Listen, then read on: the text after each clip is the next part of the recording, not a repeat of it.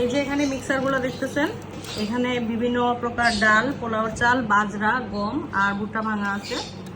তো এটা হচ্ছে আমার লাভবারের সফট ফুড। তো সফট ফুডের জন্য আমি এই মিক্সারগুলো রেডি করে রাখি। এই যে আমার সুন্দর সুন্দর লাভবারগুলোর জন্য এই যে খাবারগুলো, এটা আমি একদম শুকিয়ে নিয়ে আসছি, মিক্স করে ছাদে থেকে শুকিয়ে নিয়ে আসছি। এখন এটা আমি রেখে দিব এই বক্সে। তো এখান থেকে কিছুটা ভিজিয়ে রাখবো রাতে, আর সকালে সেটাই সিদ্ধ করে আরও শাক সবজি ওগুলোর সাথে আর কিছু মেডিসিন সাপ্লিমেন্টস মিক্স করে তারপর বাকিকে খেতে দেই। তো এই হচ্ছে সেই ডালের মিক্সচারটা।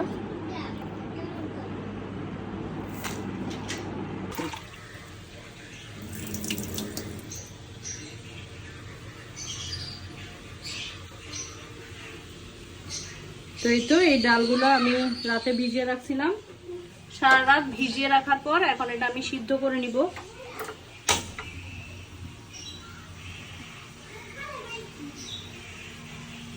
তো এই তো দেখতেছেন, এটা সিদ্ধ করে নেওয়ার পরে আমি এখানে গাজর আর হচ্ছে কলমি শাক মিক্স করছি, আর এখানে এগ ফুড ছিল, আর এটা হচ্ছে বার্ডস বেলি, সোহান ভাইয়ার নাইট্রো।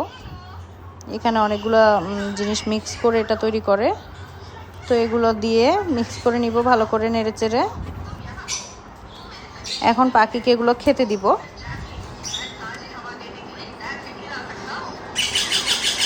তো এই তো দিয়ে দিয়েছি আমার সুন্দরী সুন্দরী পাখিদেরকে এই সফট ফুডটা। দেখেন কত মজা করে খাচ্ছে ওরা, অনেক পছন্দ করে এটা খেতে।